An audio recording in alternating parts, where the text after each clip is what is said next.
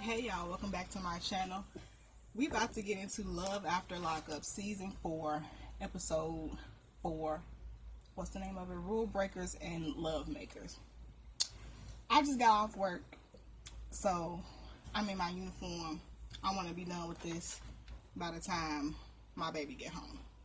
So let's run it. Let's start off with Taylor and Chance. Shout out to Pizzagate. So I don't know what happened first. I don't know if Pizzagate happened first or whatever. Since it's at the top, we gonna start with Pizzagate. So they sitting down in the kitchen. Apparently, Chance had ordered some pizza, and he probably just mentioned it to her on the whim, like, "Hey, I'm about to order some pizza. Are you gonna have some?" And she probably was like, "Yeah, I might have a slice." So Pizza get there. They sitting down at the table, and I guess Taylor is picking over her food. Mind you, it's him at the table, the three little girls, and Taylor. So Taylor's at the table picking over her food, and Chance gets an attitude talking about, "I just want to know why you not eating your food." And she like, "Boy, it's 8 o'clock at night. I'm finna get ready for bed. Like, I'm not really thinking about this pizza." He said, "Well, I'm not gonna sit here and eat pizza by myself. We supposed to be eating pizza as a family.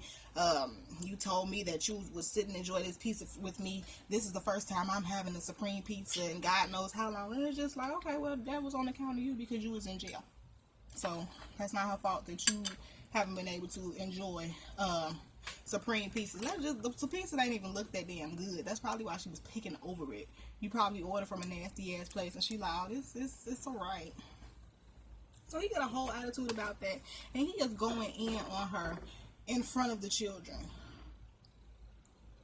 And then that was red flag number 1 for me. Then they flip to the next scene with Taylor and Chance, and they're laying in the bed together, and apparently they going over the little paperwork that he used to have in jail.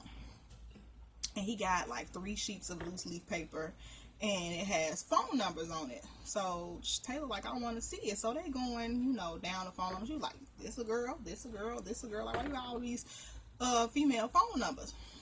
And he says, "Oh, I have 38 female cousins, and I talk to all of them often." And I'm like, you are a piece of shit. And that shows how intelligent that you think Taylor is, because what woman would believe even close families don't talk to each other like that all day long, all the time? I got about 38 female cousins. Tell me how many I talked. Tell me when the last time I talked to one. It's actually not a good thing. However, ain't nobody keeping in that much. 38 female cousins. You'd have been better off saying I got 38 sisters, but like, what? Anyway, so she ends up calling him on his bullshit, and she like, I believe that it sounded like he was hoeing around. Do you know this man turns it around on her and ends up asking why she got all these pictures around the house of her deceased ex? Two of her children's father ended up getting killed in a car accident, and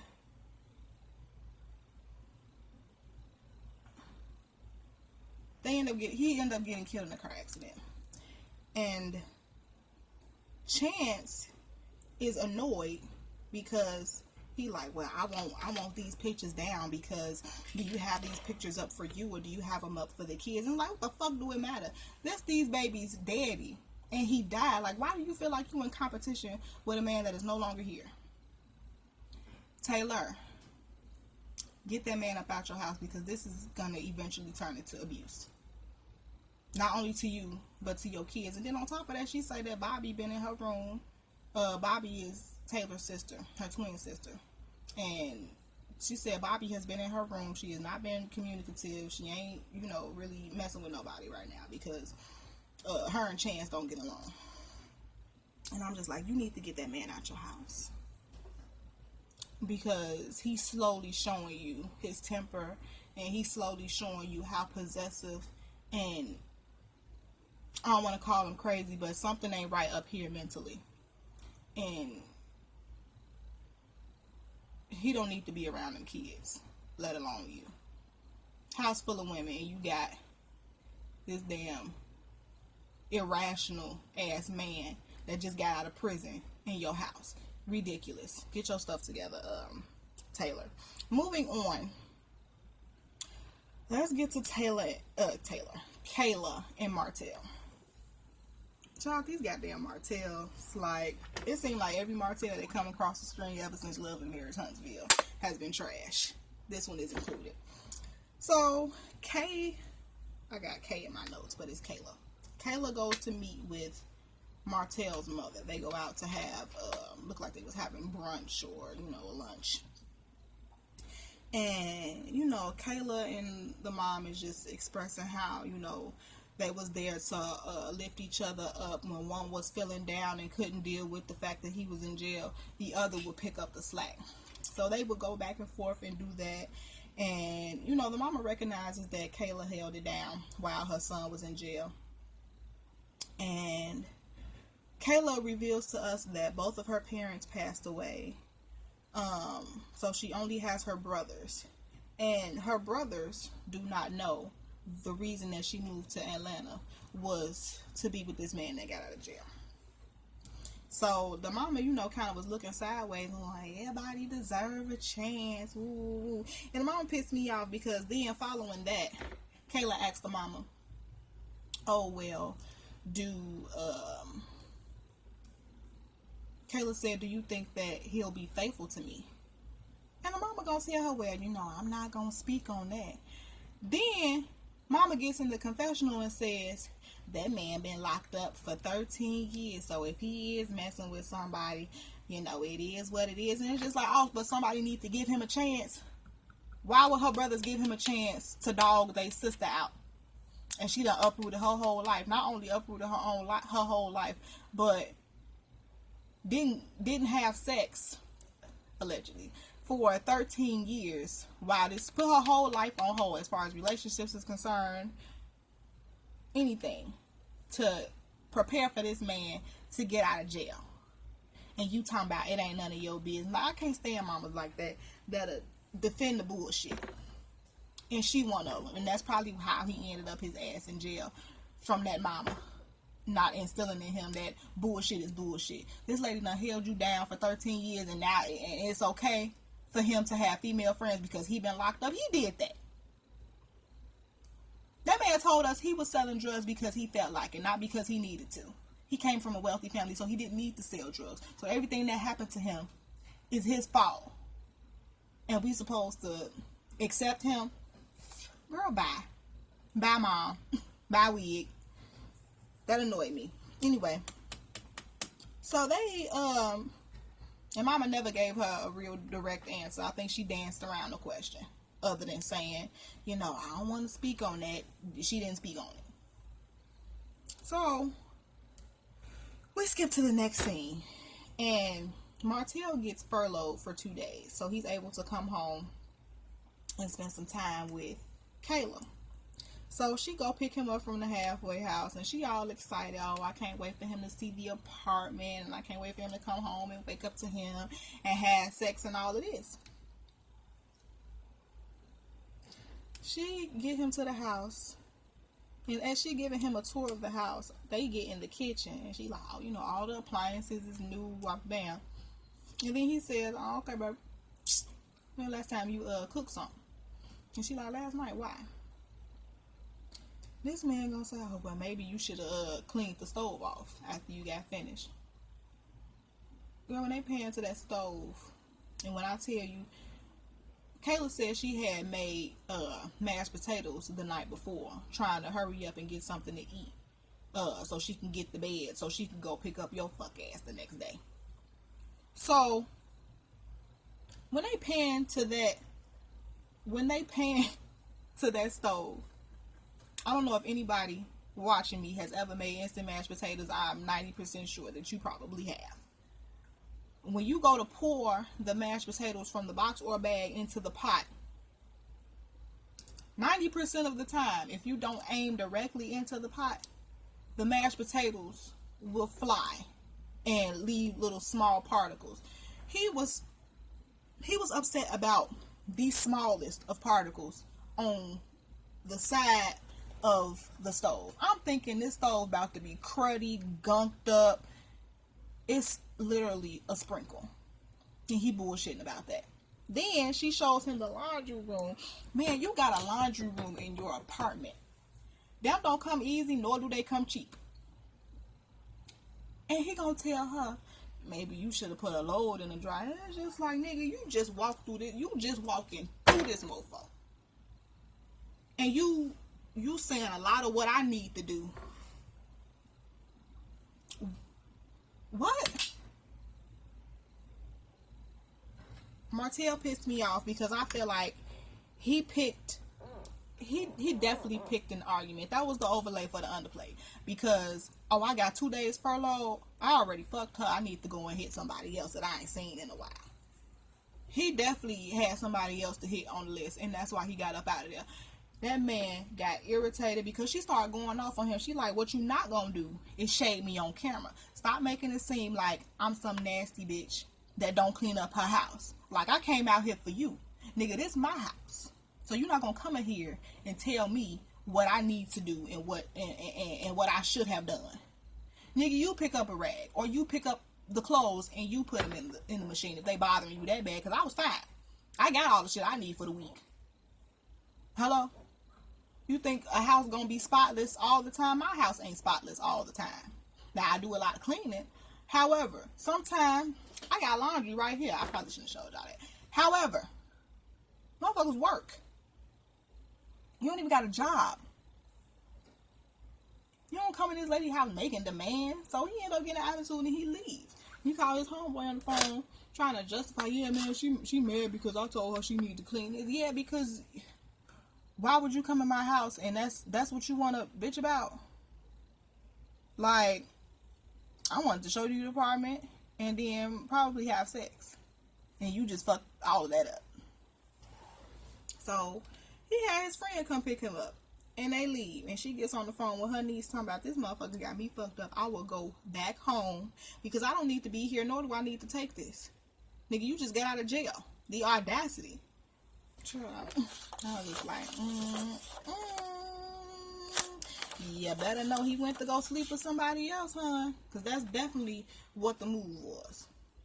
After I sat there and thought about it, I'm like, damn, he really upset. Talking about he always kept his cell nice and tight. Like, who gives a shit, nigga? You was in jail. It's not a lot to clean, I'm sure. So if you had shit everywhere, then okay, that would be a problem because you in the 2 by 2 foot space. So your shit should be clean all the time. This is an apartment. You been in jail since you was how old? 24. You are now 37. I'm gonna need you to simmer down. You here? I'm gonna need it here. Actually here. Anyway, let's move on to Indy and Harry. Harry want to go back to jail. Harry, after Indy dropped him off at his friend's house that night before, Harry didn't come home. And little baby girl, Coco, talking about, Mom, where's Poppy Daddy? And Indy's like, I don't know, baby. Hopefully he'll be here soon. This man comes strolling in at 10 o'clock in the morning like shit sweet. And it's just like, you stay out the disrespect. You ain't got no respect for your sister. You ain't got no respect for Indy. And clearly you don't have no respect for yourself. Because you stayed out to 10 o'clock in the morning and you didn't give a fuck if your parole officer called because he could have. So, Indy is pissed off. And Harry don't give a shit. Because she ends up telling him, like, the least you could have done is checked in with me, and told me that you weren't coming home. He said, I ain't got to follow no rules. I ain't no kid.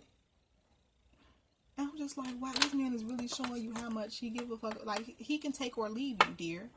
And he tell you that all the time because he's steady putting emphasis on, so I cheat on you and I stay out late and you still stay. That's letting you know, like, I know exactly what I'm doing. And I'm going to keep doing it. If you're going to stick around, cool. But if you leave, I would be cool with that as well. I'm just like, girl, you better that day. And can we address the pink scrunchie? I know y'all seen that pink scrunchie in the back of his head. Indy ain't say nothing. However, I ain't seen no pink scrunchie. I ain't seen no scrunchie, that particular scrunchie. That kind of scrunchie. I've never seen it in Indy's head, and I've never seen it in her daughter's head. And I don't feel like when she dropped him off on the previous episode that he had that in his head before. He went to a bitch house and slept with her and had to tie his hair up during. So that's why he had the pink scrunchie in his head. He forgot to take it out. And Indy so doggone gullible. He probably told her that it was anybody's, but it didn't get addressed on camera, but it should have, because that would have been a problem for me. You stayed out 10 o'clock in the morning, you come in here with a pink scrunchie on your hair, we are going to have a problem. So they end up redoing release day. So his mother comes over and his other sister Carla comes over. They all come to the sister that he's living with, Lydia's house. Indy decides to take the kids with her, and so they can all have some time to, catch up and all of that. So Harry ended up asking how everybody liked Indy. And everybody like, I mean, she cool, she a little crazy, but Lydia said, I really don't want to get too attached to the girl because she's staying here, but I also know you, and if you're not going to do right by her, you should leave her alone, because I don't think she deserved that. And I agree.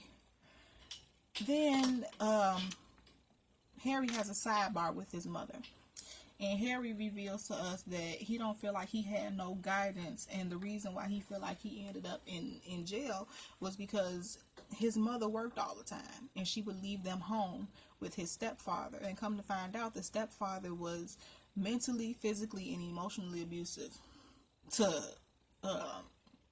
Harry and his sisters. And Harry ends up breaking down and saying, like, Mama, I needed you and you weren't there. Like, I understand that you had to work, but I would have rather gone hungry and been homeless and had you next to me than to have to be here with this man, because, this scar I got on my forehead, he did that. And he told you that I fell off a bunk bed and you just believed it. And that wasn't the truth. Like, he would abuse me. And I'm like, that's so sad. And that's probably part of the reason why Harry ended up, the way that he is. Because the mama probably was on some, I'm not going to leave my man and, these kids bad. And, it just seemed like she was one of them mamas that was like, I don't give a fuck. That's my man. I'm going to stick beside him. Type shit. So she cries and apologizes. And, they get through that. And I feel like Harry needed to get that off of his chest. And I'm glad that he did. And hopefully that usher in some act right as far as Harry is concerned. But, of course, it didn't, because then we flip to the next scene. And I guess it's the next morning. And they get in the car on their way to go run some errands. And Indy end up telling Harry, oh, yeah, I scheduled a psychic reading for us today. And he damn near laughed like, oh, you dead ass? And she like, yeah. I'm like, wow. So he basically tell her, I don't believe in psychics. Like, I feel like they can read the room, or if you come and ask them a particular question, like, they can gauge what answer you're looking for. So I really don't believe in that. As they having this conversation, he like, we about to get pulled over. And they absolutely did get pulled over. Apparently, Harry was swerving. Harry also does not have a license. So, when the police pull him over and come to the car, he's trying to finesse his way out of there. Like, yeah, I'm so sorry, officer. I just got out, be honest with you, I just got out of jail, and, I don't have my license. And then he looked at Indy, he like, you got your license? So she like, yeah, so she showed him the license. And the officer ended up letting him off with a warning. But Harry, in his confessional, was like, yeah, man, like, if it comes down to me having to go back to jail, I'ma run. I'm like, you a piece of shit. You just gonna take off running and risk getting shot in your ass or in your back trying to run from this officer, but it might not have happened because while Harry was reading his ticket, the officer thought he was white. I'm gonna leave it there. So let's skip over to Rick and Ray Dean. So Rick and Ray Dean are on their way to Ray Dean's parents' house because they're having Thanksgiving dinner. Child, I couldn't even identify any of that food that they had on them plates. And then Daddy was eating the blandest piece of ham. Child, it was a mess. I definitely wouldn't have ate at that house because it looked like they got cats. It's giving a real catty vibe and dingy vibe that I just wouldn't. And then the food looked nasty. So I definitely wouldn't be eating over there, but you know. So they all sitting down at the table eating. Y'all, do y'all know that they set a place? They done propped the phone up on something so Kay can have a place at the table. And not only that, they done made this girl a plate. I say she in jail. She's not gonna be able to. Whatever. So Rick is uncomfortable, but his dumb ass keep making jokes. And he gonna say something, oh, you want me to feed you the deviled egg through the screen? And he gonna put it up to the screen. I'm just like, that's why she gonna continue to play you, because you goofy. And instead of putting your foot down like a man, you letting her run over you and tell her what she is going to do. But you the one that's been taking care of her while she was in jail. Like, yeah, her parents was taking care of her, but you think she don't like your extra money too? She using you, Rick. Like, come on. So Ramona ends up showing up with some green bean casserole. I say, not green bean casserole. So I believe, was Ramona there when Kay was on the phone? Either way, Ramona ended up finding out about Kay, and Ramona's like, so who's Kay? And Ray Dean is like, oh, that's my girlfriend. Mind you, when Ramona walked in, Kay gave her the blandest hello, looked her up and down. You know, got some nerve to be feeling some type of way, but you got a whole chick in jail. Anyway, so after she reveals that Kay is her girlfriend, you know, Ramona's like, oh, okay, you know, I guess you and Rick are gonna have to figure that out. And then she gets in her confessional and she was like, this is a mess. And I know my friend, and he just gonna be like, everything's great. And it's just like, yeah, you need to talk some sense into your friend, because he finna get his feelings hurt.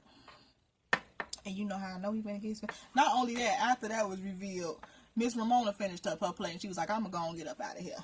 And I ain't blame her, because Ramona gives me that she was finna say something crazy that she wasn't gonna be able to take back, or she about was gonna get jumped in that house. So she decided to remove herself from the situation. So not only that, this how you know the family, or at least that daddy, ain't really here for Rick, because they got on the topic of when they found out that she liked women. She was like, oh, my dad has known for a long time that I'm gay. And that daddy said bisexual, not a lesbian. She was like, tomato. And Rick was like, no, there's a difference. And I'm just like, your people would rather you be a lesbian than you be with this old ass man. And I think that is hilarious. Y'all don't take nothing I say as homophobic, even though you could be a part of the LGBTQ community and be homophobic. I'm not one of them people, and I would be B in the LGBTQ. So please keep that in mind when we have these conversations. So the next day, they laying in the bed together, child. And when I say the halitosis looked like it was kicking in that MF. They wake up, morning breath. Hi, how'd you sleep? Is everything good? Are you good? Apparently, they had sex that night. And when I tell you Rick is elated, he got an extra pep in his step. And, you know, he all happy. He said, you know, everything was great. And Ray Dean agreed. She said, yeah, it was real good. He was real sensual. Everything he told me he was gonna do to me in jail, he ended up doing. I really enjoyed it. It was better than I thought it was gonna be. However, I'm more in love with Kay than I am with Rick. Like, this Rick thing is just a friendship, and I'm just like, hon, do Rick know that? Because I don't think he knows that this is just a friendship, and I'm sure that's not what you told him upon y'all talking. This man would not have wasted 5 years with you thinking that this is going to be a friendship when y'all get out. What kind of friendship is this? Bitch, I'm taking care of you, buying you underwear for the halfway house. You get to come stay with me when you get out of jail like this. We ain't friends. This is a relationship. So, not only that, she said, and I ain't gonna lie, I was thinking about Kay while we was having sex, because Kay really know what she doing. And I'm just like, wow. But I don't feel bad for Rick, because he was, 39 when she was 19. So, you like little girls. Yeah, she was legal, but her mind wasn't fully developed for you to be even entertaining her. Like, that man really needs to get a clue and wake up and understand that she used to do meth. So she probably is one of them type of, most people that do hard drugs like that will interchange sexual favors for things that they want or need. So I need Rick to keep that in mind. He used to be a drug addict, so he should know that as well. You will do a whole lot for drugs. But I digress, honey. Is that it? Can we get on to the main event, child? Kevin, Tiffany, and Curtis. I guess this is going to be a threesome, and they're going to interchange Curtis and Kayla. And I finally found out who I believe Kurt to look like. He looked like fucking Leprechaun in the Hood in the face, but a white version. Was Leprechaun in the Hood white or black? I guess he didn't have a race. However, he looked like Leprechaun in the Hood, and it's really fucking creepy. But Kevin he talking to his mama, and he tells his mom that Tiffany told him not to come down to the halfway house, and she like, well, it sounds like you need to leave her alone. She don't want to be bothered. But Kevin ain't trying to hear that shit.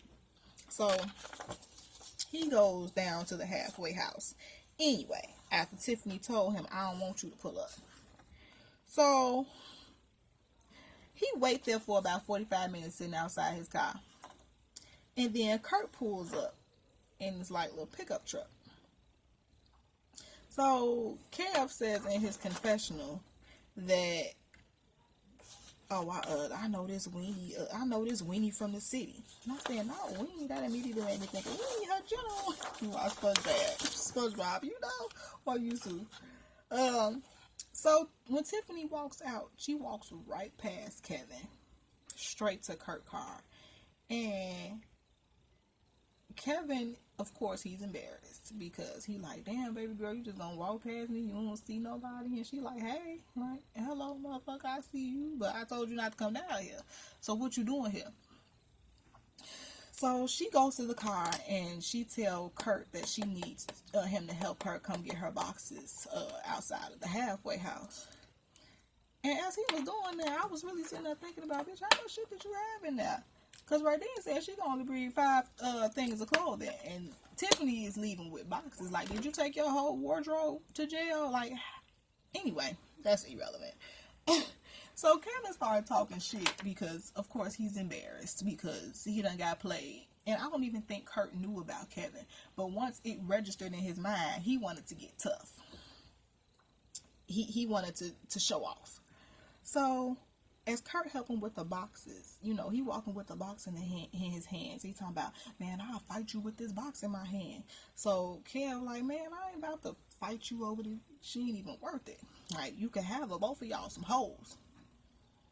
So Kurt get out mind you, before we get out the car, after they finish packing up his truck, they end up kissing. So they both in their car showing out right now. So Kurt get out the car with his square, trying to be a tough guy. And he get in Kevin's face. And he like, oh, you're so teeny tiny. And I'm like, your whole aura is giving lame as fuck. Like, you lame as hell. He's lamer than Kevin is. And it's like, bitch, this the one you chose? Like, yeah, he got a better body, but he look like Leprechaun in the face. And Kevin might be short. He's tiny. However, he look better than this nigga. Like, I still don't understand why she chose Kurt. It's really like, I don't know, maybe it's the one that got away, you know, something that you didn't get a chance to experience, because they stopped talking on account of she went to jail. So she never really got to get out with him. So I guess that's what she wanted to see, what the dick like. Anyway, so like I said, he get out the car trying to show out. And Kevin said, I'll knock your pussy ass out.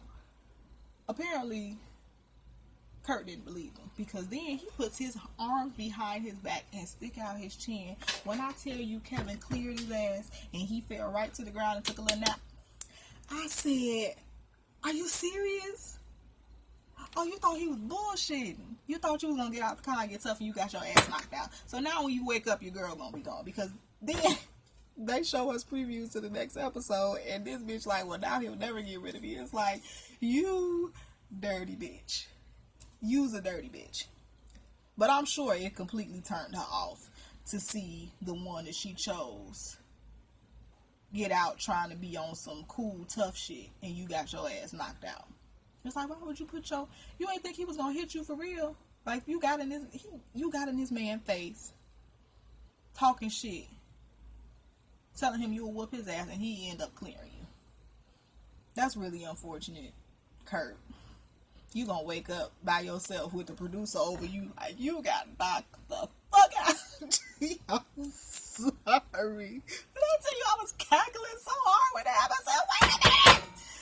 Wait a damn minute. Are y'all serious out here in Texas? What y'all got going on in Texas? Please let me know. Oh, I thought that was the funniest shit ever.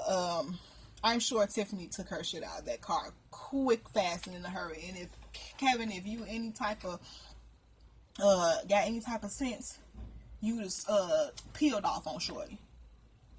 And I hope you did. Because she was using you, clearly. But now that you done knocked that nigga out, now she like, yeah, I gotta reevaluate my choices. But yeah, he gonna end up, but that was his karma for Kayla. And you better not call Kayla. And Kayla, you better not answer the goddamn phone, because he's absolutely gonna call you, because he just got played to the left. And he probably know that you will take his goofy ass back. But you better not answer the phone, because you don't play second to no bitch, even if you crazy. You take somebody that's gonna appreciate you. You take somebody that's not even gonna make you act that way. How about that? Because there's somebody out here for you, boo. Anyway, that was Love After Lockup, child. Oh, that was a hilarious episode. I cannot wait to see what happens on the next episode. Y'all, please drop down in the comments and tell me what y'all thought. Tell me what the funniest part was to you. Tell me who had the most audacity. Who do I think had the most audacity? It had to be Kurt. Because he didn't think he was going to get his ass knocked out, and he ended up getting cleared. So sad. I would have to say Kurt and Martell, stupid ass. They had the most audacity this episode. But please like, comment, subscribe, and I'll catch y'all in the next one. Peace.